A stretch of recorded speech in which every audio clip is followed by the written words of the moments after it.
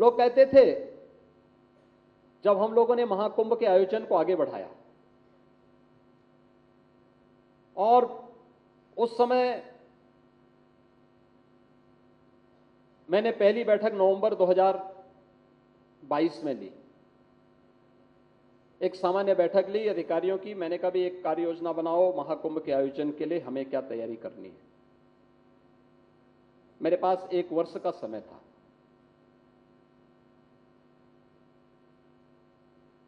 कि हम इस दौरान इस तैयारी को आगे बढ़ाएंगे, क्योंकि कोई भी कार्य सरकारी, उसमें कोई भी कार्य होता है तो उसकी एक विस्तृत रूपरेखा पहले प्रारंभिक अध्ययन होता है, फिर उसके बाद उसके विस्तृत रिपोर्ट तैयार होती है, फिर उसको क्रियान्वित करने की तैयारी होती है। तो लगभग 1 वर्ष का समय इन सभी चीजों में, इसी प्रारंभिक उसमें खर्च हो जाता है और फिर उसको जमीनी धरातल पर उतारने के लिए प्रभावी ढंग से कार्य करना। अच्छी टीम का चयन नहीं किया तो आप बिखर जाएंगे। आपकी स्थिति वैसी हो जाएगी जैसे दिल्ली में कॉमनवेल्थ गेम्स की हुई थी। कॉमनवेल्थ गेम्स संपन्न हो गया, तब तक स्टेडियम के निर्माण के कार्य चल रहे हैं, सड़कों के काम चल रहे हैं, और भी आधे अधूरे। और महाकुंभ के इस विस्तार का मैं अंदाजा पहले से लगा रहा था कि श्रद्धालु आएंगे, लेकिन मैं श्रद्धालु के अंतःकरण के भाव को भी जानता था कि धार्मिक श्रद्धालु अनुशासित होता है। अगर आप उसको छेड़ेंगे नहीं तो केवल अपने गंतव्य में जाकर के उसी शालीनता के साथ, उसी अनुशासित भाव के साथ वह वापस अपने गंतव्य की ओर प्रस्थान करेगा। और इसलिए उनके लिए उस प्रकार की सुविधाओं को तैयार करना, इन सभी पे हमने कार्य करना प्रारंभ किया। जब हमने कार्य प्रारंभ किया तो लोगों ने कहना शुरू किया कि साहब ये खजाने का पैसा बहाने की तैयारी हो रही है, अनावश्यक रूप से इस पे कौन जरूरत है खर्च करने की।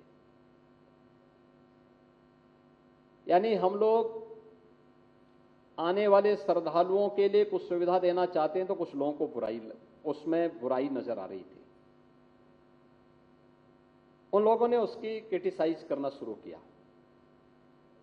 आलोचना भी तथ्यात्मक होना चाहिए, लेकिन नहीं, उनके दिमाग की खुरापात थी। उन्होंने खुरापात करना शुरू किया। हमने उसकी परवाह किए बगैर अपने कार्य को आगे बढ़ाया। मैं मानता था कि हमारी सरकार को 7,000 करोड़ खर्च करने होंगे। सिटी का एक डेवलपमेंट प्लान तैयार करके उसको एक समय सीमा के अंदर हमें ठीक करना होगा और फिर एक अस्थायी सिटी के निर्माण के लिए जो भी कार्य होने हैं समयबद्ध तरीके से इसे आगे बढ़ाना होगा। महाकुंभ के नाते प्रयागराज के अंदर उसकी पूरी कायाकल्प होनी है। रेलवे स्टेशन को ठीक करने होंगे, बस स्टेशन को ठीक करना होगा, एयरपोर्ट को ठीक करना होगा। प्रयागराज आने वाली जितने भी मार्ग हैं, अयोध्या से, गोरखपुर से, काशी से, लखनऊ से, चित्रकूट से, रीवा से, इन सभी मार्गों को चौड़ीकरण करना होगा। जगह जगह पार्किंग के स्पेस देने होंगे, सब कुछ करना होगा, जन सुविधाओं को बढ़ाना होगा और इन सभी कार्यों को एक समय सीमा के अंदर पूरा करना है। 7,000 करोड़ का मैंने एक बजट स्वीकार किया, उसके लिए स्वीकृति दे दी। कार्य प्रारंभ भी हुआ। लोगों ने क्रिटिसाइज करना शुरू किया। टीम को मैंने पहले दिन कहा, मैंने कहा रिपोर्ट केवल मुझे करोगे और रिपोर्ट करते हुए तय करना कि एक समय सीमा के अंदर हर हाल में कार्य होने हैं।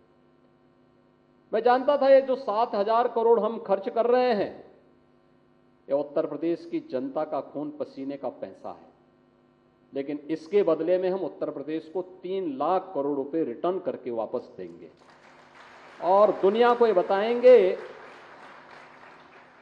कि आस्था आर्थिकी का कारण बन सकती है।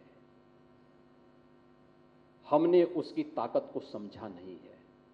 अगर हमने उसकी ताकत को समझा होता, दुनिया ने अगर पूर्व सरकारों ने इसकी ताकत को समझा होता तो उत्तर प्रदेश को 2017 के पहले जिस बदहाल स्थिति में इन लोगों ने पहुंचाया था, उत्तर प्रदेश पहचान के उस संकट के दौर से कभी नहीं गुजरा होता। और हम लोग अपने लक्ष्य में सफल रहे। महाकुंभ भव्य और दिव्य हुआ।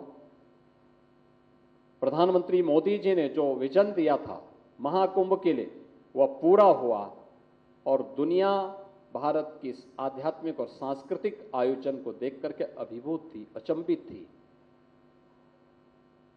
पूरी दुनिया की आंखें खुली रह गई। एक अस्थायी सिटी में एक स्थल पर 45 दिनों के अंदर 66 करोड़ से अधिक श्रद्धालु, उन लोगों के लिए अकल्पनीय थी जो वहां नहीं आए, लेकिन जो वहां आए थे उनको अभिभूत करने वाली थी।